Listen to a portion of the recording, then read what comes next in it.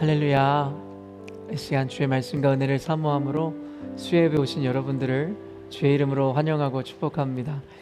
예배 시작과 함께 이렇게 또 비가 내리는 것, 우리는 늘 이 비가 성령의 단비이고 은혜의 비로서 악하고 갈라지고 메마른 땅 가운데 주께서 그 회복의 은혜를 주심을 우리가 믿음으로 나아가야 할 것입니다. 이제 우리가 함께 예배하기 앞서 한 목소리로 좀 기도했으면 좋겠는데요. 하나님, 내리는 비와 같이 주의 은혜가, 성령의 단비가 이 땅을 적시게 하여 주심으로 메마르고 갈라진 땅이 비옥함을 얻게 하여 주시고, 하나님의 진리가, 하나님의 구원의 은혜가 온 세상 가운데, 우리 교회 가운데 편만하게 전파되어지므로 오직 주님만이 영광을 받으시는 교회, 하나님만이 높임을 받는 세상과 열방이 될 수 있도록 우리 이 시간 함께 중보하며 성령의 충만함과 은혜를 위해 기도하며 나아가도록 하겠습니다. 기도하십시다. 사랑하는 하나님 아버지, 이 시간 우리 사랑하는 열림은교회 성도들과 함께 주님 앞에 기도하며 나아갑니다. 하나님 아버지, 내리는 비와 같이 하나님의 강력한 성령의 은혜로 말미암아 하나님 아버지, 메마르고 갈라진 이 세상 가운데, 하나님 우리 교회 가운데 하나님의 은혜가 넘쳐 흐르기를 원합니다. 주의 말씀으로 말미암아 회복되어지는 은혜가 있게 하여 주시고, 아버지 하나님 성령의 임하심으로 말미암아 막힌 담이 허물어지게 하여 주시고, 완악한 마음들이 녹아지게 하여 주심으로 오직 하나님의 말씀과 하나님의 거룩한 영광만이 선포되어지는 교회, 하나님 이 세상 열방이 될 수 있도록 은혜를 더하여 주시옵소서. 우리 기도 가운데 역사하시는 주님이신 줄로 믿습니다. 하나님, 논리와 합리의 문제가 아니요 성령의 허락하심과 인도하심의 문제임을 우리가 인식하고 있사오니, 성령님 이 시간 임재하심으로 말미암아 하나님 보시기에 합당한 모습으로 하나님 예배로 신앙으로 나아가는 우리 공동체 될 수 있도록 은혜를 더하여 주시옵소서. 주께서 이 시간에 아버지 하나님 완악한 마음을 녹여주시고, 하나님 진리를 아버지 하나님 깨달아 알 수 있는 분별력을 우리 가운데 허락하실 줄로 믿습니다. 주여 하나님 역사하여 주심으로 우리 가운데 충만함으로 임하여 주시옵소서. 이 시간 우리 함께 찬양하며 주님 앞에 나아가십시다. 성령님, 내 마음 드립니다. 성령님, 내 마음 드립니다. 지금 이 순간 충만하게 임하옵소서.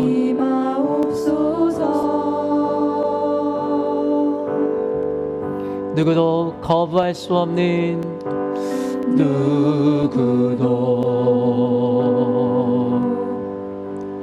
거부할 수 없는 주의 임재로 나를 둘러 아멘. 덮으소서. 십자가를 바라보며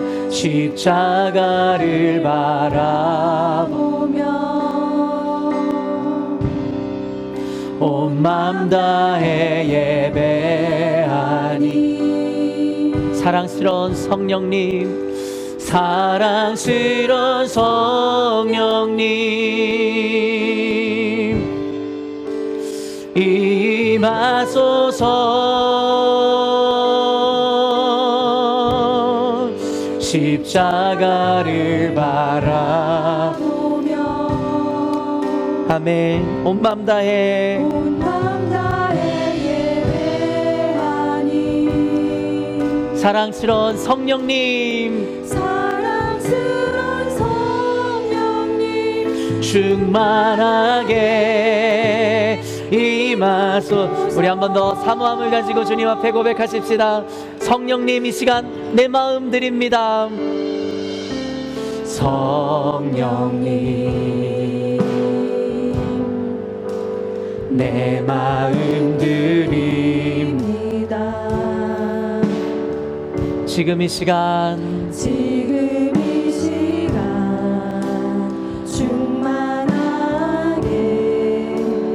임하옵소서.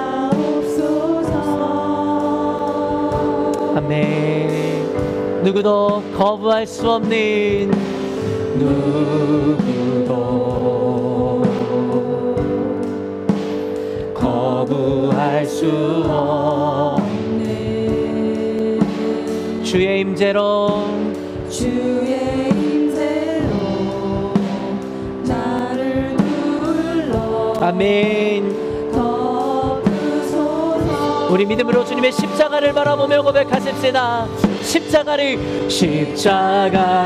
바라보며 온 맘 다해 예배하니. 우리가 너무나 사모하는 사랑스러운 성령님, 사랑스러운 성령님 아멘. 임하소서. 십자가를 바라보며 온 맘 다해 예배하니, 온 맘 다해 예배하니. 주님 사랑스러운 성령님 하게 임하. 우리 한 번 더 믿음으로 고백하며 나가십시다. 십자가를 바라보며 할렐루야. 십자가를 바라보며 온 맘 다해 온맘 다해 예배하니. 사랑스러운 성령님, 사랑스러운 성령님 임하소서.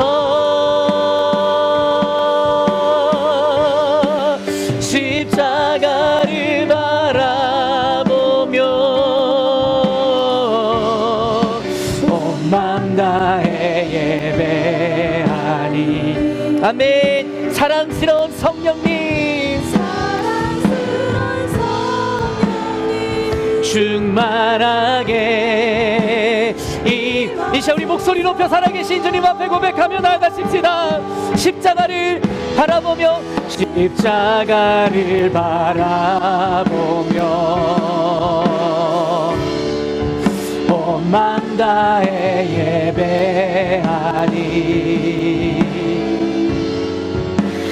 사랑스러운 성령님 임하소서. 십자가를 바라보며 아멘. 온맘 다해 예배하니. 사랑스러운 성령님 사랑스러운 성령님 충만하게 임하소서. 전능하신 나의 주 하나님, 전능하신 나의 주 하나님은 능치 못하실 일 전혀 없네. 우리의 모든 간구도, 우리의 모든 생각도, 우리의 모든 꿈과 모든 소망도 신실하신 나의 주, 신실하신 나의 주 하나님은 우리의 모든 괴로움을 바꾸실 수 있는 분이 있습니다. 모든 괴로움 바꿀 수 있네. 불가능한 일 행하시고 불가능한 일에 죽은 자도 일으키시는 주님, 나를 일으키시니 그를 이길 자 아무도. 우리 믿음으로 선포하십시다. 주의 말씀 의지하여, 주의 말씀 의지하여 깊은 곳에 금을 던져 그가 놀라운 일을 이루시는 것 보라. 주의 말씀 의지하여 믿음으로 금을 던져 믿는 자에게 능치 못한. 우리 한 번 더 고백하십시다. 전능하신 나의 주, 전능하신 나의 주 하나님은 능치 못하실 일 전혀 없네. 우리의 모든 간구도, 우리의 모든 간구도 우리의 모든 꿈과 우리의 모든 꿈과 모든 소망도 신실하신 나의 주, 신실하신 나의 주 하나님은 우리의 모든 괴로움 바꿀 수 있네. 불가능한 일 행하시고 불가능한 일 죽은 자를 일으키시는 주님, 자를 일으키시니 그를 이길 자 아무도 없네. 주의 말씀 아멘. 깊은 곳에 금을 던져 오늘 그가 놀라운 일을 이루시는 것 보라. 주의 말씀 의지하여 믿음으로 금을 던져 믿는 자에게 능치 못한 주의 말씀 의지하여 할렐루야. 주의 말씀 의지하여 그곳에 금을 던져 아멘. 오늘 그가 놀라운 일을 이루시는 것 보라. 주의 말씀 의지하여 믿음으로 금을 던져 믿는 우리 기도의 제목을 하나님께 올려드리며 고백하십시다. 주의 말씀 의지하여 주의 말씀 의지하여 깊은 곳에 금을 믿음으로 놀라운 일을 행하실 주님, 주님이 이루실 때 모든 것이 가능함을 믿음으로 고백합니다. 할렐루야. 주의 말씀 하여 믿음으로 금을 던져 믿는 자, 우리 마지막으로 한 번 더 믿음으로 선포하며 나가십시다. 주의 말씀 의지하여 주의 말씀 의지하여 그곳에 금을 던져 오늘 주님께서 놀라운 일을 행하실 줄로 믿습니다. 하나님 역사하여 주시옵소서. 이루시는 것 보라. 주의 말씀 의지하여 믿음으로 금을 던져 아멘. 믿는 자에게 능치 없네. 이 시간 우리가 함께 기도하며 주님 앞에 간구하는 시간을 갖기를 원합니다. 사랑하는 열린문교회 성도 여러분, 이제는 우리 교회 가운데 주님이 사명을 주시고 이제는 우리 교회의 문제를 넘어 하나님께서 대한민국 민족과 국가 그것을 넘어가 열방을 위해 기도하라. 하나님 지속적으로 부담감을 주십니다. 사랑하는 성도 여러분, 지금 대한민국 땅 가운데 이루어지는 수많은 영적인 공격들과 어려움에 대하여 여러분 알고 계실 것입니다. 이미 대세가 기울은 것만 같고 헤게모니가 넘어가서 이제는 교회가 곧 문을 닫을 것만 같은 두려움이 엄습하는 순간들도 있지만, 그럼에도 불구하고 전쟁에 능하신 왕이시여 머릿수와 대세를 따르는 것이 아니라 소수지만 늘 주님께서 함께 하신 곳이 하나님의 영광을 드러내고 승리했다는 것을 우리는 알고 있습니다. 이 시간 믿음으로 한번 기도해 보시지 않겠습니까?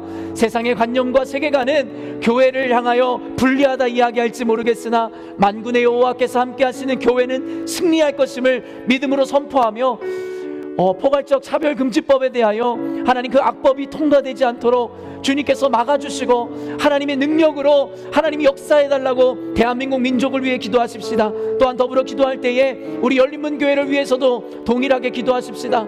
세상의 흐름과 동일하게 하나님, 우리 교회 가운데 악한 일들이 행하여지고 어려움들이 발생한다 할지라도 주님은 살아계시고 우리 가운데 놀라운 기적으로 이끄시는 분이신 줄로 믿사오니 주님 속히 임하심으로 말미암아 우리의 마음이 녹아지게 하여 주시고 하나님 말씀 앞에, 하나님 영광 앞에 우리 교회가 나타남을 입을 수 있게 해달라고 우리 교회를 위해서, 대한민국 조국을 위해서, 더 나아가 열방을 위해서 함께 기도하며 중보하는 시간을 갖도록 하겠습니다. 기도하십시다. 하나님 아버지, 이 시간 믿음으로 주님 앞에 그물을 내리는 심정으로 기도하며 나아갑니다. 남들은 불가능하다 이야기하지만 혹자들은 이미 대세는 넘어갔다 이야기할지는 모르겠사오나 하나님, 우리가 믿음으로 말미암아 오늘 기도하는 이 기도의 가운데 하나님께서 능력으로 임하실 줄로 믿습니다.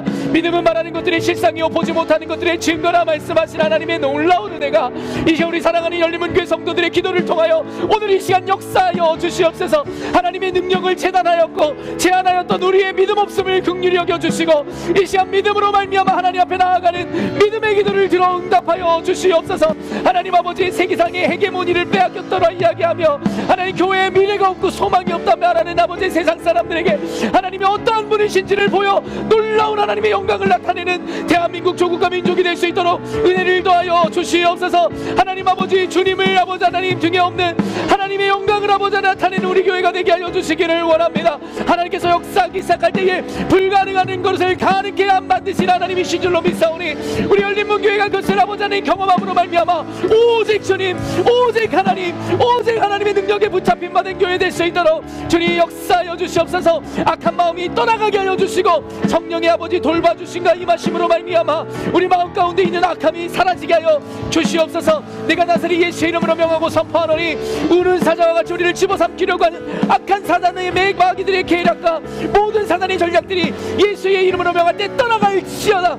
하나님 예수의 보혈로 우리를 보호하여 주시옵소서. 우리 교회 가운데 역사하시는 성령 하나님의 놀라운 기름 부으심의 은혜가 하나님 이 교회 가운데 하나님의 놀라운 능력으로 인도하심을 얻게 하여 주시옵소서. 주님의 성령이 임할 때에 모든 것이 온전케 되어지는 역사가 임할 줄로 믿습니다. 하나님 아버지, 여러 가지 질병의 열악함 가운데 있는 이들에게도 나음의 은혜가 더불어 임할 수 있도록 주님 아버지 믿음의 기도를 통하여 역사하여 주시옵소서. 오늘도 살아계셔서 우리와 함께 하시는 전능하신 하나님 아버지, 하나님의 전능하심과 놀라움을 의지함으로 이 시간 믿음의 기도를 하나님께 올려드렸습니다. 하나님, 우리는 보잘것없는 자들이오나 우리 가운데 역사하시는 주님은 위대하신 하나님이시기에 하나님, 이 시간 우리 믿음의 간구를 통하여 역사하여 주시옵소서. 의인의 간구는 역사하는 힘이 크다 말씀하셨사오니 우리 눈에 보기에는 불가능할 것만 같은 아버지 하나님 일들 가운데 역전의 용사시요 반전 드라마의 주인공이신 하나님께서 이 세상을 뒤엎으시는 역사를 허락하여 주시옵소서. 세상 가운데 헤게모니를 빼앗겼다 이야기하는 자들, 이미 대세는 넘어갔노라고 이야기하는 이들을 앞에 하나님이 어떠한 분이신지, 하나님이 살아서 어떻게 역사하시는 분인지에 대하여 만천하에 모든 것이 증명될 수 있도록 대한민국 교회 가운데 힘을 실어주시고 대한민국 땅 가운데 승리의 외침이 울려 퍼지게 하여 주시옵소서.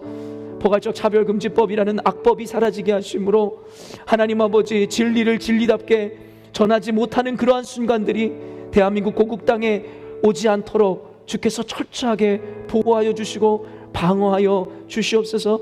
그러므로 세상은 다 넘어간다 할지라도 우리 민족 대한민국이 그 모든 것을 바꾸는 원동력이 되게 하여 주시고 전초기지가 되게 하심으로 빼앗긴 헤게모니를 다시 빼앗아오는 그것 가운데 쓰임받는 국가와 민족이 되게 하여 주시옵소서. 또한 우리 열린문교회를 주님 축복하시고 사명자로 부르심에 감사합니다. 어두워져 가는 세상 가운데 한 줄기 빛으로 역사하시는 주님, 우리 열린문교회를 그러한 사명의 교회로 삼으시기 위하여 이러한 고난과 역경과 연단의 과정을 허락하시는 줄로 믿습니다. 속히 주님의 영광이 임하시고 성령께서 임함으로 깨달아 아는 지혜가 임하게 하여 주시고 무엇이 선함이며 악함인지를 분별할 수 있는 은혜가 우리 열린문교회 성도들에게 임하게 하여 주시옵소서. 그러므로 말미암아 막힌 담이 무너지게 하여 주시고 성령으로 하나됨으로 말미암아 이제는 교회의 분쟁을 넘어 세상의 하나님을 알지 못하는 자들에게 하나님의 말씀과 공의를 선포하고 가르치는 사명 맡은 교회로서의 사명 감당해내게 하여 주시옵소서. 믿음의 기도를 통하여 역사하실 주님, 우리의 기도 가운데 응답하실 줄로 믿습니다. 하나님, 우리 교우들 가족 가운데 또 교우들 가운데 질병으로 인하여 고통당하고 있는 이들이 있나이다. 치유의 하나님이시며 창조주 하나님께서 이 시간 우리의 기도를 통하여 역사하심으로 환우들을 만져주시고 그들을 치유의 광선으로 비추사 완전히 나음을 입을 수 있는 은혜가 임하게 하여 주시옵소서. 그러므로 하나님은 살아계시고 하나님은 놀라우신 기적의 하나님임을 우리 모든 열린문교회 성도들이 하나님 믿음으로 바라보는 시간 되게 하여 주시옵소서. 하나님께서 오늘 예배 가운데도 함께 하여 주시고 말씀 가운데 지혜의 영, 우리를 깨닫게 하시는 성령의 은혜로 말미암아 각자에게 주시는 하나님의 말씀을 붙들고 오늘도 주님 앞에 담대함으로 나아가는 시간 되게 하여 주시옵소서. 함께 하실 주님을 찬양하오며 거룩하신 예수님의 이름으로 기도합니다. 아멘. 우리 옆분들에게 이렇게 믿음으로 고백했으면 좋겠습니다. 오늘도 하나님의 음성이 들려지시기를 바랍니다. 이렇게 인사할게요.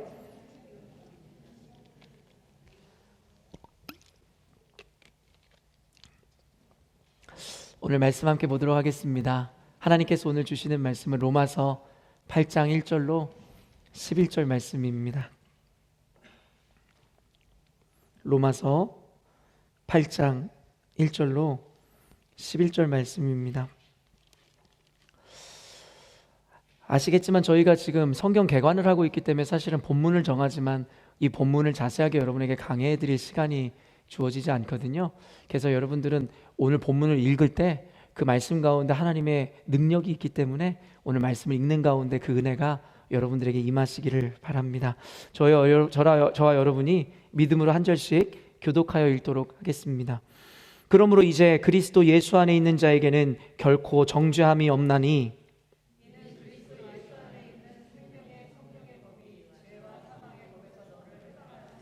율법이 육신으로 말미암아 연약하여 할 수 없는 그것을 하나님은 하시나니 곧 죄로 말미암아 자기 아들을 죄 있는 육신의 모양으로 보내어 육신의 죄를 정하사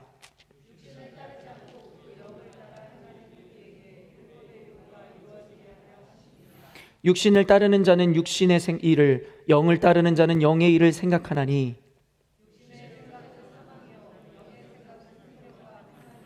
육신의 생각은 하나님과 원수가 되나니 이는 하나님의 법에 굴복하지 아니할 뿐 아니라 할 수도 없음이라. 만일 너희 속에 하나님의 영이 거하시면 너희가 육신에 있지 아니하고 영에 있나니 누구든지 그리스도의 영이 없으면 그리스도의 사람이 아니라.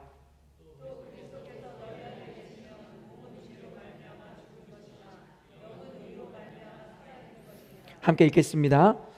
예수를 죽은 자 가운데서 살리신 이의 영이 너희 안에 거하시면 그리스도 예수를 죽은 자 가운데서 살리신 이가 너희 안에 거하시는 그의 영으로 말미암아 너희 죽을 몸도 살리시리라.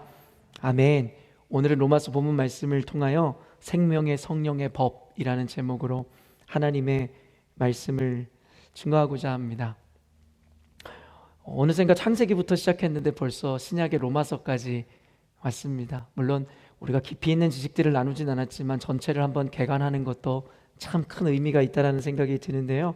여러분 안에 얼마나 이것이 기억으로 남아있을지 모르겠으나 그것이 중요한 게 아니죠. 저희들은 어쨌든 평생을 신앙생활 해야 하기 때문에 계속되어지는 반복 가운데 여러분 안에 하나님께서 지식적인 것이든 영적인 것이든 은혜로 차곡차곡 쌓아게 가시는 주님인 줄로 믿습니다. 구약 성경이 그려했듯이 신약 성경도 크게 어떤 카테고리가 있습니다. 그래서 크게는 이 복음서는 당연히 어떤 것이 있죠? 사복음서라 해서 마태, 마가, 누가, 요한복음을 가지고 있고요. 그리고 역사서가 있는데요. 이 구약 성경과는 다르게 신약 성경에는 역사서라고 카테고리 되어지는 것이 단 한 권밖에 존재하지 않는데 그 역사서가 뭐라고 이야기했었죠? 사도행전이라고 지난주에 여러분과 나눴습니다. 그래서 신약 성경에는 역사서는 한 권밖에 없어요. 물론 예수님이 활동하셨던 그건 역시도 하나의 역사이지만 성경학자들은 그걸 역사서로 구분하지 않고 복음서라고 해서 좀 더 특별하고 다르게 의미를 부여했습니다. 그래서 복음서와 역사서, 그리고 오늘부터 시작하게 되는데 어떤 카테고리가 있죠? 바로 서신서입니다. 그래서 서신서는 로마서로부터 시작해서 어디까지 가게 되죠? 서신서? 로마서, 그리고 마지막 서신서가 뭐죠? 한번 그냥 머릿속에 생각해 보세요. 여러분 이미 알고 계시니까요. 네? 잘 안 들려서. 디모데후서 아니죠? 유다서까지 가게 됩니다. 이 모든 것이 다 서신서로 구분이 됩니다. 그리고 마지막에 이제 한 권이 남았는데 그것은 뭐겠어요? 예언서입니다. 그래서 구약이랑은 참 다르죠? 구약에는 역사서가 참 많은 부분을 차지하고 예언서들이 참 많은 부분을 차지했었는데 이 신약 성경에서는 역사서나 예언서가 많은 것을 차지하는 것이 아니라 복음서와 서신서가 양대 산맥이 되어서 우리들에게 메시지를 전하게 되죠. 그래서 아까도 얘기했지만 구약과 구별되어지는 것은 신약 이 성경은 복음서와 서신서라는 큰 두 가지 기둥 안에서 우리가 그 말씀을 배우고 깨닫게 되는 것입니다. 그래서 역사서와 복음서에 대해서 우리가 비교하면서 분석하고 이해하는 것이 우리들에게 참 많은 도움이 되는데요. 이 서신서라는 것은 오늘 사실은 이 로마서가 그 서신서의 첫 번째 서신서잖아요. 이 서신서라는 것은 예수 그리스도의 사역에 대한 이 역사를 주로 서술한 복음서랑은 큰 차이를 보이게 됩니다. 이 복음서는 역사를 좀 더 이 원리와 영적 해석을 적용해서 우리들에게 이 설명해 주는 이 책이라고 하면요.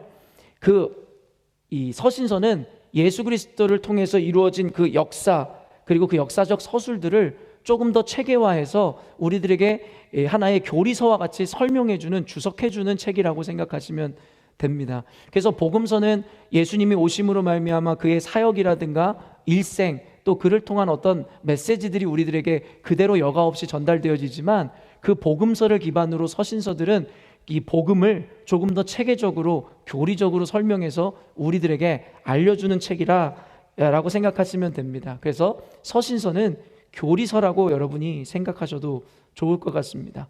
그리고 복음서는 주로 이스라엘 민족을 향한 사역과 복음을 중심으로 기록되어 있는데요. 이 서신서들은 이스라엘을 넘어서 이제는 열방으로 나아가며, 그리고 이스라엘 사람들에게만, 유대인들에게만 집중되었던 복음서와는 다르게 서신서는 영적으로 그리스도의 몸된 교회에 집중하고 있는 책이라는 거예요. 그래서 서신서들은 조금 더 실제적이고 현대의 교회들에게 주는 직접적인 어떤 가르침들, 그리고 교리들을 담고 있는 교리서라 생각하시면 될 것 같습니다. 이 바울의 서신서가 총 몇 권인 줄 아세요? 사실은 정확하게 바울이 저자다라고 기록된 서신서는 이견이 없지만, 사실은 어떤 것은 저자가 밝혀지지 않았기 때문에 이 추론을 하고 예측하는 것들이 있는데요. 그래서 이 서신서는 바울이 약 12권에서 13권 정도를 썼다라고 이야기합니다. 그래서 보통 우리는 13권 정도를 이 바울을 통해서 쓰여진 서신서라고 이야기하는데요. 오늘 이 로마서는요, 13권의 바울 서신서 중에 첫 번째 부분에 배치된 이 서신서입니다. 사실은 첫 번째 배치됐다라는 것에는 여러 가지 의미가 있잖아요. 첫 번째에 배치된 이 서신서이니만큼 바울의 신학 사상이 가장 조리 있게 전개되는 책이 바로 이 로마서입니다. 그래서 이 로마서를 사실은 많은 목사님들이 강해집으로 이렇게 펼쳐냈다는 거 아시잖아요. 그래서 제가 알기로는 아마 이 로마서가 가장 많은 목회자들이나 성경학자들이 그것들을 정리해 놓고 주의해 놓고 강해해 놓은 책이라고 저는 알고 있습니다. 그래서 언젠간 여러분에게 이야기했지만 이 개관들이 모두 마치고 나면 여러분과 이 로마서에 대해서 저와 함께 강해를 나누거나 아니면 지금 요한복음에 대해서 여러분과 나누려고 준비한다라고 말씀을 드렸죠. 그래서 이 로마서에는요, 바울의 신학 사상이 가장 다 잘 담겨져 있는 책인데요. 기독교의 중심 교리인 이 구원의 전 과정을 밝히고 있는 것이 바로 로마서입니다. 굉장히 조직적이고 체계적으로 담겨져 있으며, 그리스도의 이 희생적인 죽음과 그 죽음으로 말미암아 얻어지는 그 은혜, 그리고 의미, 그리고 칭의, 더 나아가서 이 성화의 교리를 질의응답식으로 우리 그들에게 밝혀주고 있는 책이 로마서입니다. 그래서 구원의 문제를 직접적으로 논한 이 본서를 이 성경이라는 그 보석 중에서도 이 다이아몬드라고 일컬음을 받을 정도로 학자들에게 이 로마서가 갖는 의미가 굉장히 크다라고 이야기합니다. 이 로마서의 이 헬라어 이 본문에는요, 이 프로스 로마이우스라는 제목으로 표기가 되어 있는데요. 그게 무슨 뜻이냐면 로마인들에게라는 뜻이에요. 그래서 이 책의 이 대상은 바로 로마인들이라고 성경에서는 직접적으로 우리에게 이야기하고 있는 것이고, 저자는 본서의 이 내적 증거, 본서에 직접 밝히고 있듯이 로마서 1장 1절 혹시 준비됐나요? 로마서 1장 1절에 이렇게 이야기하는데 한번 읽어볼까요? 시작.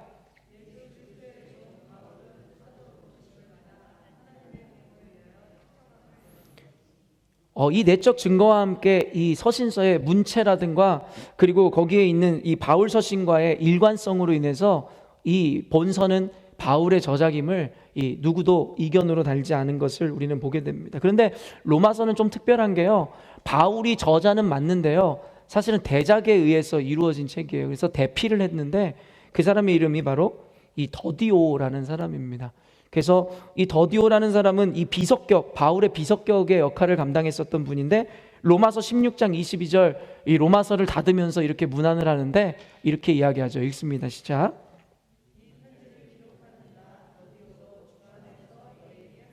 네, 그래서 이 본서를 기록하는 나 더디오도 주 안에서 너희에게 문안하노라. 그러니까 지금까지는 이 바울의 이야기들을 대필하고 있는 과정 가운데서 마지막에 이제 로마에 있는 교인들에게 인사할 때에 이 책을 기록하고 있는 나 더디오도 너희들에게 문안하노라 라고 함께 이제 인사를 전하는 장면을 보게 되는 것이죠.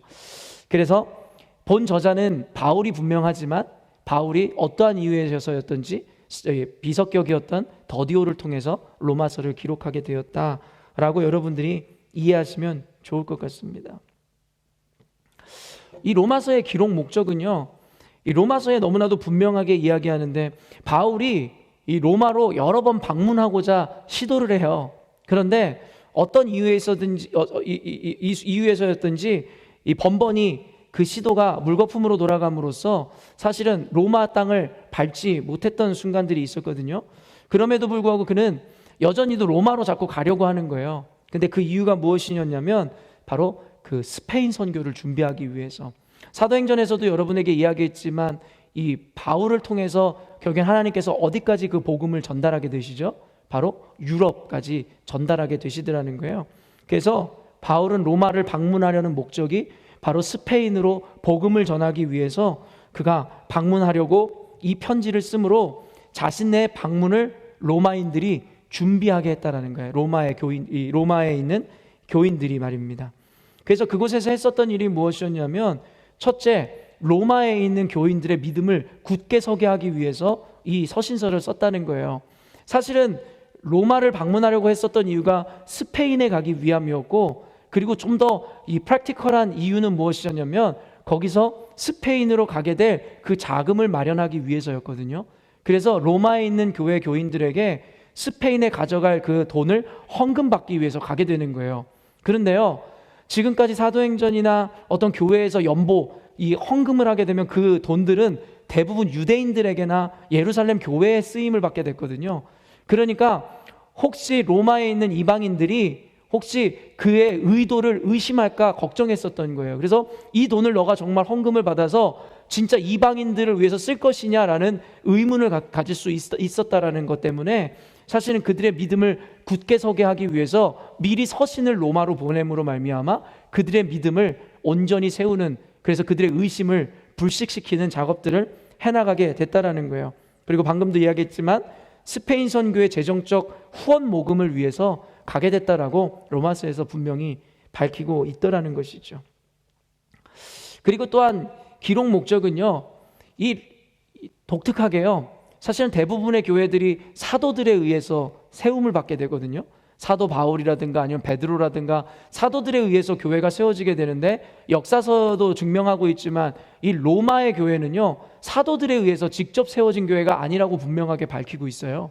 그래서 사실은 사도들에 의해서 직접적으로 세워진 교회가 아니었기 때문에 그들 안에 아마도 신앙적인 어떤 기본 교리가 체계적으로 설명되지 않았을 거라고 생각했던 모양이에요. 그래서 역사학자들은 사도들에 의해서 세워진 교회가 아니라 그 마가의 다락방에 120문도가 모였을 때의 성령의 충만함을 이루게 되잖아요. 그때 그것에 참여했었던 유대인이나 이방인들이 로마로 돌아가서 아마도 교회를 세웠을 것이라고 추론하더라는 것입니다. 그래서 그들은 어떤 사도들도 아니었고 어떤 영적 권위를 가진 자들이 아니었고 은혜를 경험한 어떤 체험적인 신앙으로 가서 교회를 세웠기 때문에 이 바울은 아마 그곳 가운데 어떤 구원에 대한 교리나 체계가 바로 세워지지 않았을 거라는 염려로 인해서 이 로마서의 구원에 대한 교리를 체계적으로 정리해서 그들에게 보내게 되더라는 것입니다. 그리고 마지막 세 번째 기록 목적은 무엇이냐면요, 그곳에서 있었던 로마의 교회에 있었던 유대인들 개종자들 가운데 여전히도 율법주의에 빠져있던 자들에게 율법주의적 신앙을 교정하기 위해서 이 책을 썼노라고 학자들은 이야기합니다. 유대인들에게는 여러분 뿌리 깊게 박혀 있는 것이 바로 율법주의였어요.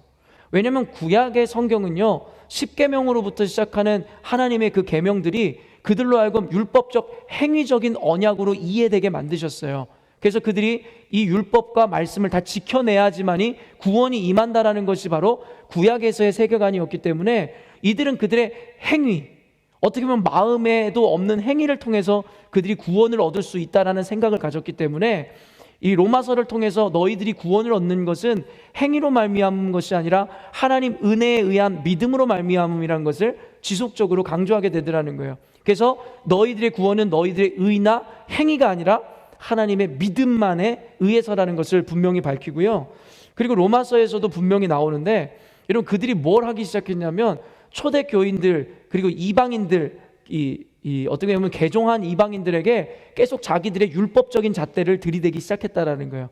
언젠가도 이야기했지만 할례의 문제부터 시작해서 제사상에 올라간 음식을 먹는 것, 그러니까 어떻게 보면 행위적인 것으로 인해서 계속 율법주의적인 신앙을 이방인들에게까지 계속 주입시키기 시작했다라는 거예요. 그래서 로마서에 이 편지를 쓰므로 너희들이 갖고 있는 그 율법적인 신앙과는 잘못된 것임에 대해서 바울 사도가 분명하게 가르치고 있다는 것이죠. 이는 흡사 어떻게 보면 저희 교회 컨텍스트로 가지고 오면 제가 바울 사도 같은 사람은 아니지만 어떻게 보면 대한민국 이 문화권 가운데 우리 안에 생겨진 잘못된 기복신앙을 제가 타파하기 위해서 말씀으로 얼마 전에 여러분들에게 가르쳤던 것과 동일하더라는 거예요. 그러니까 그때 당시에 유대인들이 모여 있었던 그 교회 가운데 바울의 가르침이나 사도들의 가르침으로 인해서 큰 분란이 일기 시작했다라는 거죠. 왜냐하면 자신들이 고대로부터 조상 때부터 지켜왔던 어떤 율법주의를 정면으로 타파하고 그들은 그때까지도 받아오던 할례라는 것을 너희는 더 이상 육체의 할례를 받지 말고 마음의 할례를 받으라는 어떤 본질을 깨달으라는 가르침을 주니까 이들은 혼란스럽기 시작하고 그것에 대해서 반발심이 들기 시작했다라는 것이죠. 그렇기 때문에 복음을 받아들이는 우리는 늘 겸손해야 될 필요가 있습니다. 우리의 문화라든가 고정관념을 내세우려 해서는 안 되고 늘 하나님의 말씀 앞에 늘 자기를 비워 내가 잘못된 인식을 갖고 있다면 언제든지 수정하려는 마음을 갖고 있어야 된다는 거예요. 그것이 아무리 우수한 전통이든 옛적 조상부터 이루어둔 일들이든 그것 자체를 우리가 고수하려 한다면 여러분 성경에서 그것을 분명히 뭐라고 이야기합니까? 그것이 바로 우상일 수 있다라고 이야기하더라는 거예요. 우상이라는 것은 단순히 우리가 모시고 있는 어떤 물질이나 눈에 보이는 돈이나 이런 것만을 의미하는 것이 아니라 우리의 관념도 포함되는 거예요. 우상이라고 규정되는 것에 대한 기준이 무엇입니까? 오직 말씀이라는 거예요. 그러니까 말씀이 아닌 우리의 역사든 아니면 우리의 문화든 우리의 인식이든 우리 안에 지금까지 고착되어 내려온 것들을 고수하려 한다면 그것 자체도 우상이라고 성경은 분명하게 이야기하고 있다는 것입니다. 그러므로 사랑하는 성도 여러분, 우리가 섬기고 우리가 붙잡아야 되는 것은 하나님의 말씀이지 우리의 어떤 연륜도 아니며 우리의 문화도 아니며 우리의 역사도 아니라는 것을 잊지 마셔야 됩니다. 그러므로 오늘 바울 사도는 율법주의로 말미암아 자신들의 구원에 대한 잘못된 인식을 가졌던 유대인들과 또한 자신들의 율법적인 잣대로 말미암아 이방인 개종자들에게조차도 그 율법적인 잣대를 대면서 그들을 정죄하던 유대인 교회들에게 로마서를 통해서 너희들이 갖고 있는 율법주의적 신앙과는 틀린 것이라는 것을 분명하게 가르치고 있는 책이라고 여러분이 생각하시면 되는 것이죠. 그럼으로써 그가 아까도 말씀드리지만 율법주의적인 신앙을 교정하기 위해서 아까도 율법적인 잣대로 형제를 비판하는 것을 그들의 잘못된 기준을 버리라고 이야기하는 것과 동시에 우리는 율법의 요구를 충족할 수 없는 죄인임에 대해서 분명하게 논리적으로 밝히고 있다는 거예요. 그래서 우리에게 필요한 것은 우리의 행위가 아니라 하나님의 은혜라는 것에 대해서 분명히 먼저 밝히더라는 거죠. 그래서 로마서 3장 10절에 이렇게 유명한 말씀 있잖아요. 여러분 다 아마 암송하고 있을 텐데요. 로마서 3장 10절 시작. 그래서 로마서에서 바울이 그들의 율법주의적인 신앙관을 깨기 위해서 그가 기본적으로 이렇게 그들에게 제시한 명제가 이것이었습니다. 의인은 없나니 하나도 없다라는 거예요. 그때 당시에 율법주의에 빠져 있었던 바리새인들과 같은 자들은 스스로를 의롭게 여겼어요. 그 이유는 뭐냐면 그들의 행위로 말미암음이었다는 거예요. 그러면서 바울이 그러므로 그들을 지탄하면서 이야기하는 것이 의인은 없나니 하나도 없다라는 거예요. 너희들이 아무리 선을 행하고 아무리 의로운 척 해봤자 너희들이 의인이 아니다라고 기본적으로 로마서에서 그가 밝히고 나가더라는 거죠.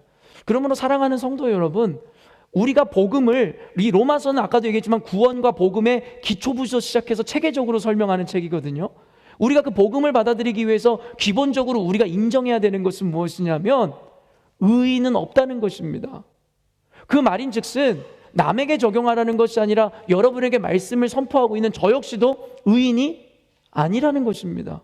그리고 여기 앉아 계신 여러분도 직분과 나이와 삶과 무관하게 여러분 중에서도 의인은 없다라는 것이 바로 성경적인 기본적 개념입니다. 그러나 교회든 사회든 분쟁이 일어나고 논쟁이 일어나는 이유가 무엇이에요? 스스로가 스스로를 의롭게 여김으로 시작되어지는 죄성이라는 것입니다. 왜냐하면 양보할 수 없고 내려놓을 수 없는 이유가 무엇이냐면 나는 의롭기 때문이라는 거예요. 내가 무조건 옳기 때문이라는 거예요. 그래서 성경은 지속적으로 우리들에게 말씀하는 것이 무엇이냐면 내가 옳다 여기는 것이 그 어떤 개념이라 할지라도 내려놓으라는 거예요. 그러면서 무엇 앞에 하나 되고 무엇 앞에 우리에게 엎드리라 말씀하는 것이죠? 오직 말씀이라는 것입니다. 그러므로 사랑하는 성도 여러분, 목회자에게조차도 여러분 조아릴 필요가 없다라는 거예요. 왜냐하면 목회자도 의인이 아니기 때문입니다.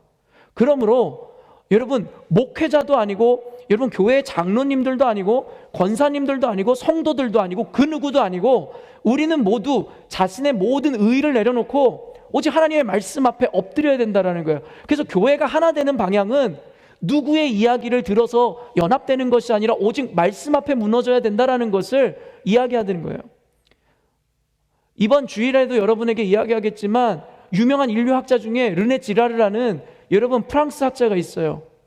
그가 밝히는 것은 무엇이냐면 고대로부터 지금까지 공동체가 유지되어 오기 위해서 그들은 폭력의 대상을 찾았다는 거예요. 누구든지 계속 공격하고 하나의 적을 만듦으로써 공동체를 유지해왔다는 거예요. 이게 바로 인간의 악한 본성이라고 이 프로이드까지 그렇게 강조하고 있는 것이죠. 하나님을 알지 못하는 자들도 인간의 본성 자체가 얼마나 악하고 폭력적인지를 알고 있어요. 그래서 그들은 그들의 옳음을 주장하기 위해서 희생자를 만들어냈고 결국엔 대한민국이라는 사회 역시도 그들의 옳음과 그들의 주장을 강하게 강화시키기 위해서 교회라는 희생자를 만들어내는 것입니다. 끊임없이 이 희생자가 사라지면 또 다른 희생자를 만들고 여러분 이것이 바로 죄인된 인간이 주인된 교회와 세상의 자화상인 것이에요.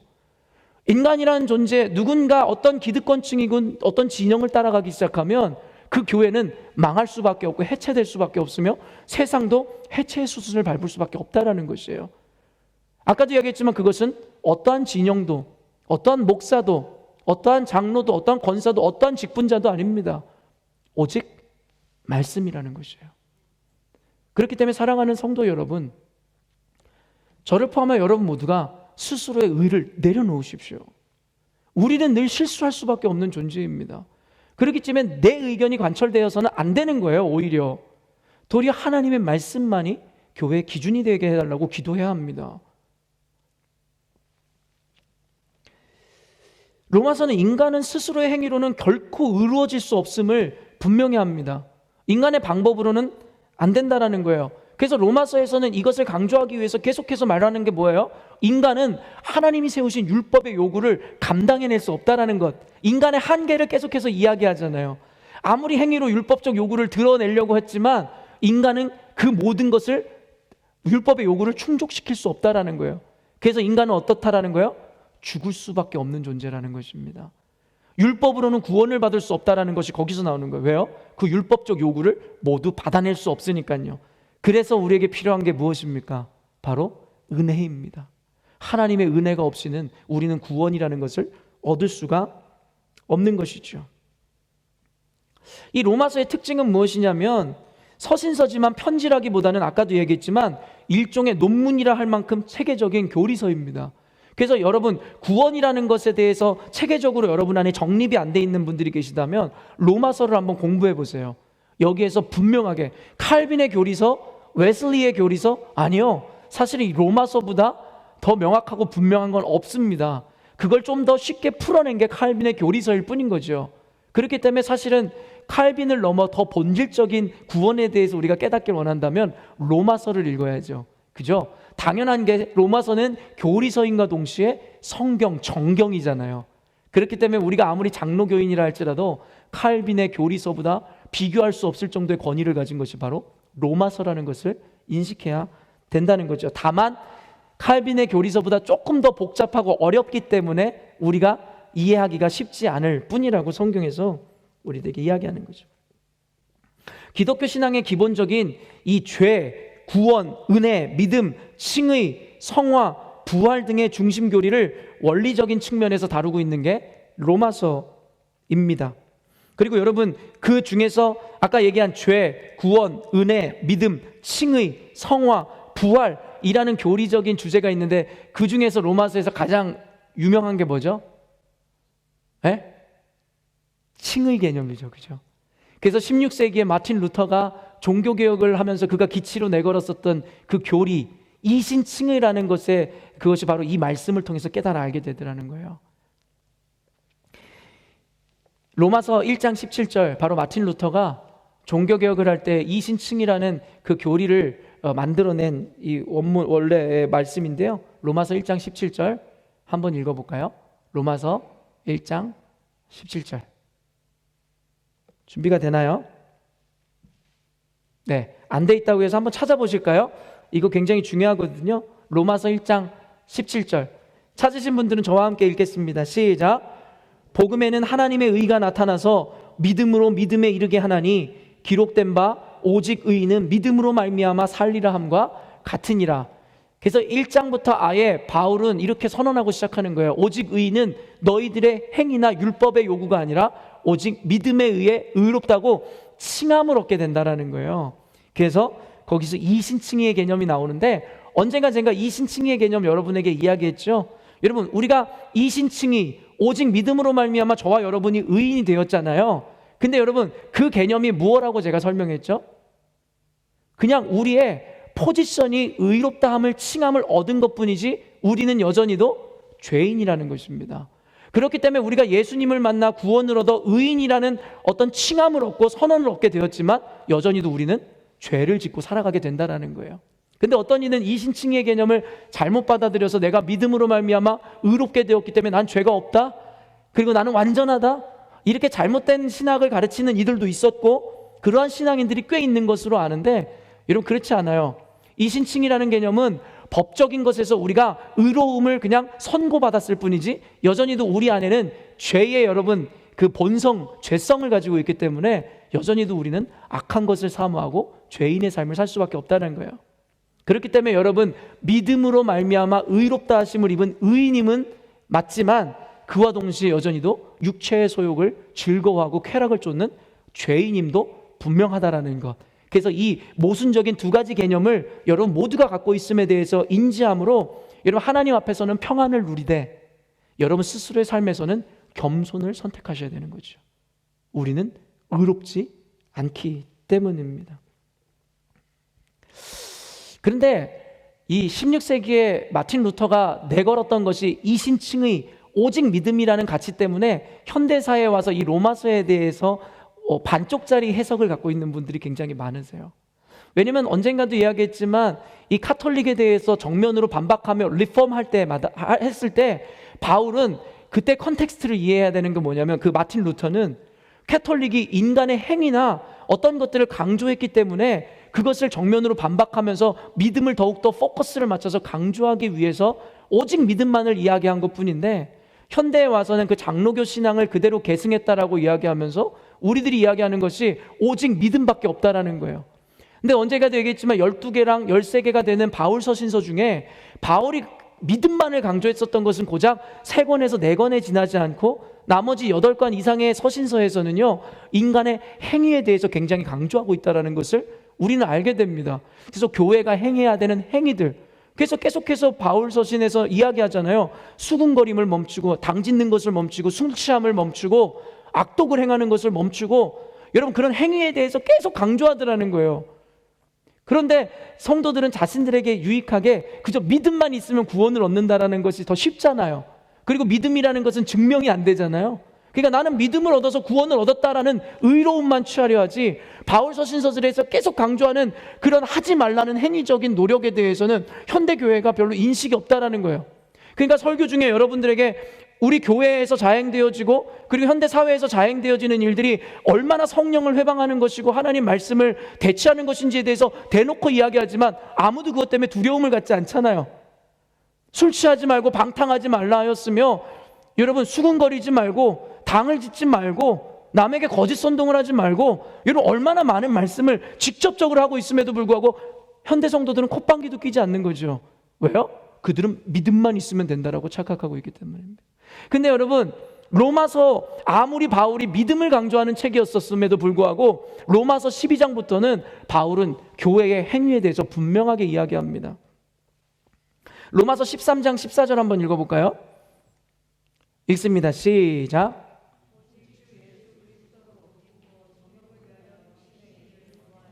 이런 바울 사도가 이야기하는 것을 제가 단순하게 정리해드리면 12장 이전부터는 뭐래요?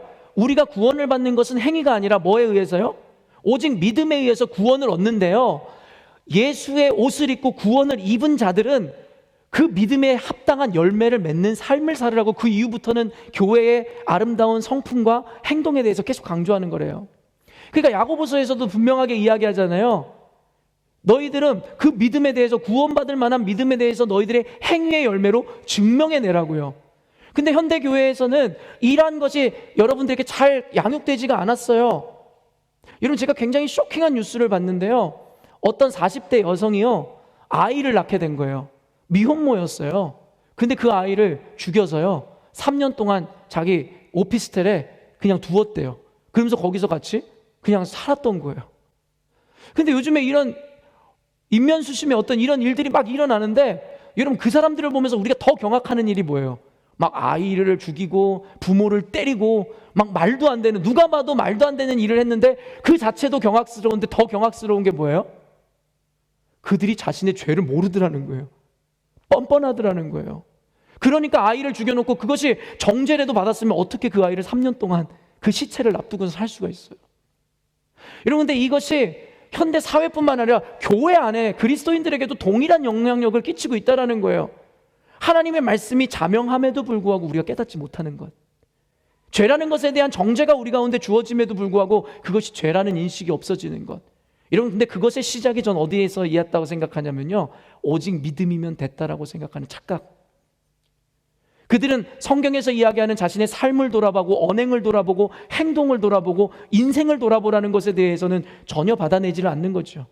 그러니까 어때요? 목사라는 이름을 가지고 세상에 나가서 비자 장사를 하고 사람들 등을 쳐먹고, 권사 장로라는 이름으로 나가서 오히려 남들에게 악독을 행하고, 크리스찬이라는 이름으로 나아가서 불법을 자행하는 일들이 일어나게 되는 거예요. 왜요? 하나님을 두려워하지 않는 것입니다. 왜요? 그들은 이미 믿음으로 구원을 받았지 우리가 악을 행한다고 해서 하나님이 우리를 버리지 않는다라고 착각하고 있기 때문인 것이죠. 그래서 로마서 12장 이후에서부터는 예수 그리스도의 옷을 입고 정욕을 위해서 육신의 일을 도모하지 말라고 분명하게 쐐기를 박지요. 너희들이 믿음으로 말미암아 구원을 받았다면 구원을 받은 백성답게 바르고 거룩하고 온전하게 살으라고 이야기하는 거예요. 여러분, 이게 율법주의일까요? 아니죠. 많은 사람들이 율법주의에 대해서 잘못 이해하고 있는데, 율법주의라는 것은 무엇이냐면 율법의 행함으로 말미암아 구원을 받을 거라고 착각했던 것이 율법주의지, 하나님을 만나고 그 율법의 요구를 드러내는 최선의 삶을 사는 것을 율법주의라고 이야기하지 않습니다. 이해가 되시나요? 그렇기 때문에 예수님께서도 분명히 얘기했잖아요. 바리새인들을 독사의 자식이라고 욕하면서도 그들의 행위만큼을 욕한 게 아니에요. 그러면서 너희들 중에 이들의 행위만큼 따라가지 않으면 너희들이 오히려 벌을 받을 거라고 이야기하죠.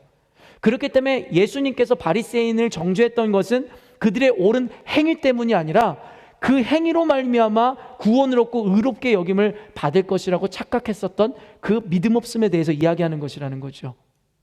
이해가 되시죠? 그렇기 때문에 현대 교회인 여러분, 들으셔야 됩니다. 믿음으로 우리가 구원받은 것은 사실입니다. 그러나 그 믿음이, 구원받은 믿음이 사실이라면 여러분의 삶의 열매로 보여주셔야 됩니다. 그리고 교회에서 무엇이 옳고 그른지에 대해서, 어떤 것이 선하고 악한 것인지에 대해서 분별해내는 방법은 우리들의 말이 아니라는 거예요. 말로는 분별해낼 수 없죠. 그럼 뭘로 분별하라고 성경에서 이야기하죠? 열매로 보면 안다는 것입니다. 그러므로 여러분들이 내가 옳다 그르다, 저 사람이 옳다 그르다, 세상이 옳다 그르다를 판단하기 이전에 여러분들이 보아야 되는 것은 무엇이냐면 열매라는 것입니다. 과연 성경에서 이야기하는 것을 그대로 실천하며 살아가는 것인지, 아니면 대놓고 스스로 성경에 나와 있는 것들을 그 반대하고 잘못된 행동을 하면서 스스로 의롭게 여기시는지를 누군가가 아니라 저와 여러분이 스스로 듣고 깨달아 아셔야 된다는 거예요. 만약에 이 말씀을 듣고도 스스로 깨닫지 못한다면 여러분 어때요? 하루 살리는 뱉으면서 여러분 낙타는 삼키는 자들과 똑같다라는 거예요. 결국에는 저 인간들 봐봐라, 이 말씀 봐라, 너네들 그렇게 살았지, 거봐 너네들이 잘못됐지, 너희들이 악인이었지. 그것이야말로 우리가 내 눈에 있는 들보는 보지 못하면서 남의 눈에 있는 티를 보는 자들의 행동입니다. 그러므로 사랑하는 성도 여러분, 이 말씀은 저를 향한 것이고 지금 여기 계시는 여러분들을 향한 말씀이에요. 여러분 스스로가 여러분들의 열매로 여러분이 의롭다는 것을 증명해 내시기를 주님의 이름으로 축원합니다. 그렇지 않으면 여러분들의 믿음은 헛된 것이고, 죄송한 말이지만 여러분이 확신하고 있는 그 구원 누구도 보장할 수 없는 구원일 것이라는 것이 로마서의 여러분 논리입니다. 제가 이야기하는 것이 아니라 로마서와 성경에서 이야기하는 로직이라는 것을 여러분 분명히 깨달아 아셔야 할 것입니다. 오늘 본문 1절 2절 읽으면서 오늘 메시지를 좀 맞춰갔으면 좋겠습니다. 본문 1절 2절 읽습니다. 시작.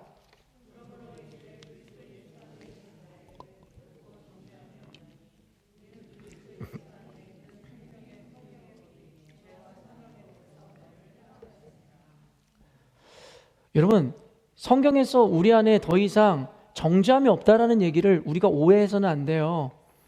교회에서 사람들이, 현대교회에서 쉽게 하는 말이 뭐냐면은 너 왜 나 정죄해, 이런 거잖아요.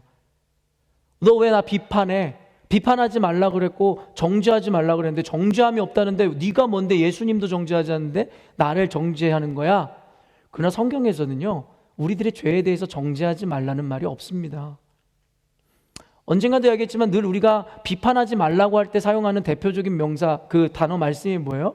뭐냐면 네 눈에 있는 들보는 보지 못하면서 남의 눈에 티를 뭐라 한다라는, 비판한다는 이야기잖아요. 그러나 그 성경 말미에 뭐라고 돼 있다 그랬어요? 비판하지 말고 정죄하지 말라는 것이 아니라 먼저 네 눈에 있는 들보를 빼낸 다음에 형제에 대해서 판단하라 이야기하는 것입니다. 그 말은 무엇이냐면 정죄하거나 판단하지 말라는 것이 아니라 먼저 나를 돌아본 다음에 너가 먼저 하나님 앞에 거룩함을 입은 이후에 형제의 눈에 있는 티를 빼주라고 이야기하는 것입니다. 이런 교회의 사명은 무엇이냐면요, 악한 것을 정죄함으로 그들 안에 선한 것을 전달하는 것이 교회의 사명이지, 세상에 틀린 것을 받아들이고 우리가 용납하는 것을 복음이라고 얘기하지 않는 거예요. 그렇기 때문에 여러분도 정죄하지 마라는 얘기 하시면 안 됩니다. 만약에 내가 잘못한 것이 있으면 정죄함을 받아서 스스로가 온전한 자리로 나가야 구원의 은혜가 임하는 거예요. 그러면 오늘 정죄함이 없나니 예수 그리스도 안에 있는 자에겐 결코 정죄함이 없나니라는 말이 무엇입니까? 이 말이 우리가 죄가 없어지고 깨끗해지고 의롭게 된다는 것을 의미하는 것입니까? 아닙니다. 여러분, 여전히도 죄와 사망의 법은 우리에게 존재한다라는 거예요. 죄와 사망의 법이 뭔데요? 구약 성경에 보면 죄의 싹이 뭐죠? 사망입니다. 그게 바로 하나님이 정해놓은 죄와 사망의 법이라는 거예요. 그래서 죄를 지은 사람은 모두 사망하게 이르게 되어 있고 우리는 의인이 아니기 때문에 모두가 죽을 수밖에 없다라는 거예요. 근데 그 죄와 사망의 법에서 우리를 해방시켰다라는 거예요. 우리를 자유케 했다라는 거예요. 뭐에 의해서요? 예수 안에 있는 생명의 성령의 법. 이 말은 무엇이냐면 죄와 사망의 법을 초월하는 예수 그리스도의 희생으로 말미암아 하나님께서 우리에게 주신 생명의 성령의 법이라는 거예요. 그렇기 때문에 누구든지 예수 안에 있는 자에게는 정죄함이 없는 거예요. 왜요? 예수 안에 있는 자에게 주어진 것이 바로 생명의 성령의 법이기 때문입니다. 그렇기 때문에 예수 안에 있지 않은 자는 여전히도 어디에 있다라는 거예요? 죄와 사망의 법에 있다라는 거예요. 그러면 예수 밖에 있는 자들은 어때요? 결국에는 그들의 죄로 말미암아 죽임을 당하는 법은 여전히도 있다라는 것입니다. 여러분 이해가 되십니까? 교회를 다닌다고 해서 죄와 사망의 법에서 벗어난 게 아니라 교회를 다닌다고 해서 정죄에서 해방되는 게 아니라는 거예요. 어떤 사람이 이 죄와 사망의 법에서 해방된다고요? 오직 예수 안에서 생명의 성령의 법을 인정하고 받아들인 자에게라야 그 은혜가 임한다라는 것입니다. 그럼에도 불구하고 분명하게 이야기하는 것이 무엇입니까? 우리가 성령의 법을 받아들여서 죄와 상황의 법에서 해방됐다고 할지라도 우리는 여전히도 죄인의 삶을 살아간다는 거예요. 하나님께서 우리를 해방시킨 것은 우리의 완전함으로 인한 게 아니라 당신의 은혜로 말미암았기 때문이라는 거예요. 여러분 이해가 되십니까? 사실 이 로마서 강해는 8장만 해도 여러분에게 몇 주로 이것을 해석해 드려야 되기 때문에 나중에 제가 로마서 강해를 할 때 여러분에게 이 구원에 대해서 완전히 해체해서 가르쳐 드릴 건데, 아마 오늘 이 말씀만 여러분이 들어도 많은 깨달음이 있고 어떤 여러분이 뭔가를 발견하셨을 거라고 생각합니다. 다시 한번 말씀드리지만 오늘의 이 교리적인 말씀과 이 로직은요, 제가 세운 게 아니에요. 그렇기 때문에 여러분들이 다르게 판단하셔서는 안 됩니다. 이것은 성경에서 이야기하는 바울 사도의 로직이고, 둘째로는 초대 교부들과 그리고 칼빈과 많은 신학자들이 여러분 이야기하는 로직인 것이에요. 그러므로 중요한 것은 내가 이해가 안 된다고 해서 그것이 틀렸다고 이야기해서는 안 된다는 거예요. 무슨 말입니까? 비록 나는 이해가 되지 않지만 저것이 옳은 것이라면 나를 바꾸어 저것을 받아들이려고 노력하셔야 된다는 거예요. 그게 바로 변화되는 교회, 거듭나는 교회의 모습이라는 것입니다. 나의 것을 여러분 붙들고 지키려고만 하면 여러분 결국에는 흥선대원군처럼 되는 거예요. 자기 것만 지키고 자기 것만 옳다라고 생각하는 자들은 결국엔 망할 수밖에 없다라는 것입니다. 옳은 전통과 옳은 것은 지키되 새로운 것에 대해서 언제든 받아들이려는 마음이 있어야 복음이라는 것이 여러분 성경의 해석을 온전히 우리가 받아낼 수 있다라는 것입니다. 사랑하는 열린문교회 성도 여러분, 하나님께서 지금 분명하게 우리 교회 가운데, 더 나아가 현대 그리스도인들에게 말씀하고 계세요. 제가 날마다 여러분들을 위해서 중보할 때마다, 아침마다 아침을 깨우는 말씀을 읽을 때마다, 그리고 뉴스를 보면서 세상을 읽고 기도할 때마다 지금 하나님은 완전히 일관성 있는 말씀으로 이 시대 가운데, 세상 가운데, 대한민국 사회 가운데, 우리 열린문교회 가운데 현대 그리스도인들에게 일맥상통한 똑같은 말씀을 주신단 말이에요. 근데 너무나 안타까운 것은 무엇이냐면 그 동일하고 똑같고 너무나도 분명한 말씀이 들려지는데도 불구하고 깨닫지를 못한다는 거죠. 열린문교회 성도 여러분, 눈을 넓게 여십시오. 여러분들이 내 교회, 지금 우리 문제에만 눈을 돌리니까 이것을 비교할 수 없어서 그런 거예요. 지금 이 시대 가운데 이루어지고 자행되어지는 일들을 보면 우리 교회에서 이루어지는 일들에 대한 올바른 해석이 나올 수 있을 것이고, 여러분들이 이 시대를 읽는 안목이 있으면 앞으로 우리 교회가 나아가야 될 방향성을 보게 될 것이라는 것입니다. 그러므로 성도 여러분, 오늘도 하나님 성령께서 임하심으로 여러분의 어두운 눈이 띄어지기를 원하고, 성령의 지혜로 말미암아 성경에서 이야기하는 온전한 구원의 논리와 로직이 여러분들에게 이해되어지고 체화되기를 주님의 이름으로 축원합니다. 함께 기도하겠습니다. 여러분 이 시간 함께 잠깐 목소리로 기도했으면 좋겠습니다. 기도했으면 좋겠는 것은 하나님 먼저 나의 죄인됨을 인정하게 하여 주시고 나의 의를 십자가에 못 박게 하여 주시옵소서. 갈라디아서 2장 20절의 말씀처럼 복음이라는 것은 이것입니다. 내가 그리스도와 함께 십자가에 못 박혀 죽었나니 그런즉 이제는 내가 사는 것이 아니요 내 안에 예수께서 사는 것이라. 여러분 그런데도 불구하고 이 고백을 한다 하면서도 우리는 하나님이 살고 하나님의 말씀이 사는 것이 아니라 내 자아와 내 고집과 내 의와 내 욕심이 살아 있습니다. 속히 깨달아야 합니다. 이 말씀을 통해서 어떤 이들에게는 선한 열매가 맺혀질 것이고 어떤 이들에게는 악한 열매가 맺혀질지 모르겠어요. 그것은 고린도전서 1장 1절에 분명하게 밝히고 있어요. 십자가의 도가 멸망하는 자들에게는 미련한 것이요 구원을 얻은 우리들에게는 하나님의 능력이라고. 여러분 이 메시지를 들으면서도 어떻게 악한 마음을 품을 수 있겠습니까? 그것이 바로 고린도전서 1장에 나타나는 악인들의 전형적인 특성인 것입니다. 여러분 근데 그 악인이라는 것의 규정은 우리의 외모에 있지도 않고 우리의 진영에 있지도 않고 우리의 모습에 있는 것이 아니라 우리 믿음에 있는 것입니다.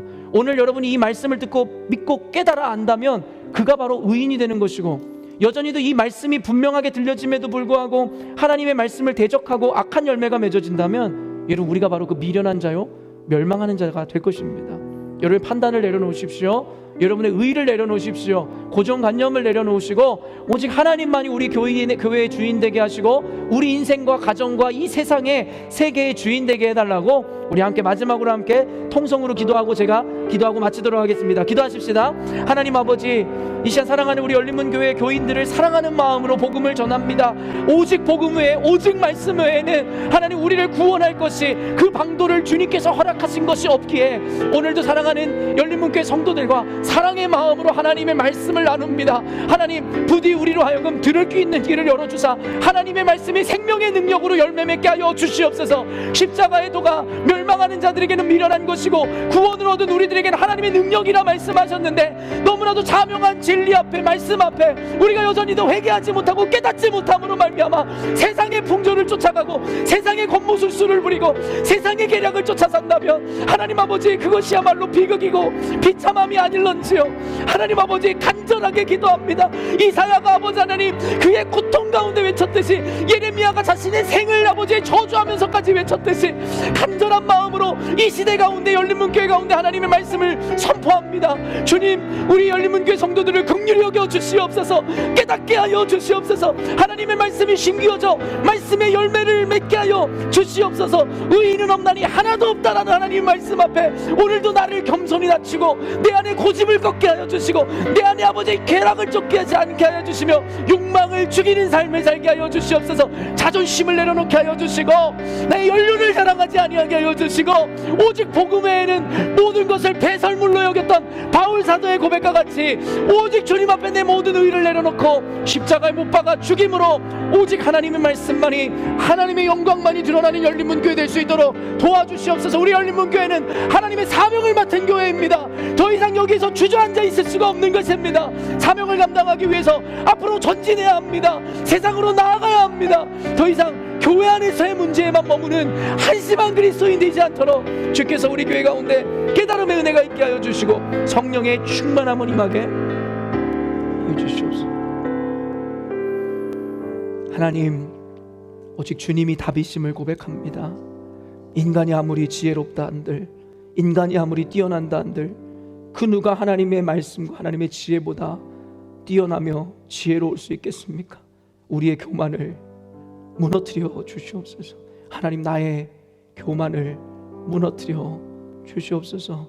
여전히도 주의 말씀만을 섬긴다 이야기하지만 제 안에 내 의가 살아있다면, 미처 인지하지도 못한 가운데 내 정욕을 쫓아 행하는 일들이 있다면 주님, 목사인 나부터 내 자아를 십자가에 못 박아 죽이게 하여 주시옵소서.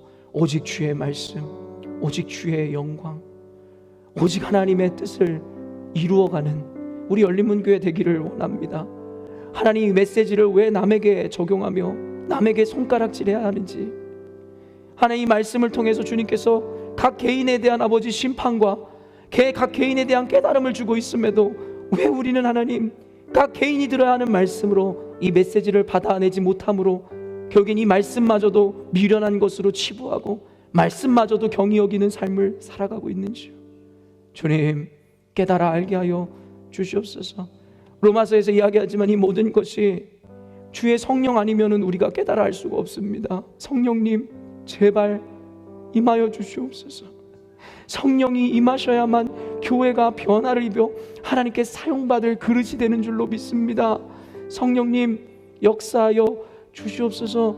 우리 완악함이 무너지게 하여 주시고 막힌 담이 허물어지며 말씀 안에 우리가 하나됨으로 주님께서 우리 열린문교회를 사용하여 악하고 어두운 세상 가운데 나아가는 빛과 소금의 역할을 감당하게 하여 주시옵소서. 더 이상 여기에 멈춰 있을 수가 없습니다. 주님, 언제까지 하나님 교회의 문제로만 하나님 집착하고 그 안에서만 하나님 자기 연민에 빠져 허우적대는 삶을 살아야겠습니까? 이젠 악한 세상으로 우리 교회를 보내려 하고 계시지 않습니까? 이젠 우리 열린문교회가 서로 사랑하게 하시고 하나 되게 하여 주시고 말씀으로 삼겹줄로 엮인 아버지 끊어지지 않는 줄이 되어 이제는 이 세상을 향해 외치는 아버지 외침이 되게 하여 주시고 이 세상을 향해 나아가는 사명자들로 거듭나게 하여 주시옵소서. 주님께서 그러할 것을 확신하기에 오늘도 두렵지 않습니다. 오늘도 평안합니다. 도리어 감사합니다. 우리 열린문교회 성도들 이 마음으로 주님 말씀 붙잡고 하나님 우리 가운데 처한 이 현실 가운데서 하나님의 온전한 인도하심을 받아 누리는 열린문교회 되게 하여 주시옵소서. 그럴 때 우리 교회 가운데 각 성도 가운데 주시고자 하는 최고의 축복과 형통함으로 우리의 삶을 이끌어 주시고 인도해 주실 줄로 믿습니다. 오늘 말씀 통해 하나님 영광 받아주시고 우리 가운데 큰 은혜와 기적을 행하여 주셨음에 감사와 영광 올려드리오며 거룩하신 예수 그리스도의 이름으로 감사하며 기도하옵나이다. 아멘. 주기도문 하시겠습니다. 하늘에 계신 우리 아버지, 아버지의 이름을 거룩하게 하시며 아버지의 나라가 오게 하시며 아버지의 뜻이 하늘에서와 같이 땅에서도 이루어지게 하소서. 오늘 우리에게 일용할 양식을 주시고 우리가 우리에게 잘못한 사람을 용서하여 준 것 같이 우리 죄를 용서하여 주시고 우리를 시험에 빠지지 않게 하시고 악에서 구하소서. 나라와 권능과 영광이 영원히 아버지의 것입니다. 아멘. 주님.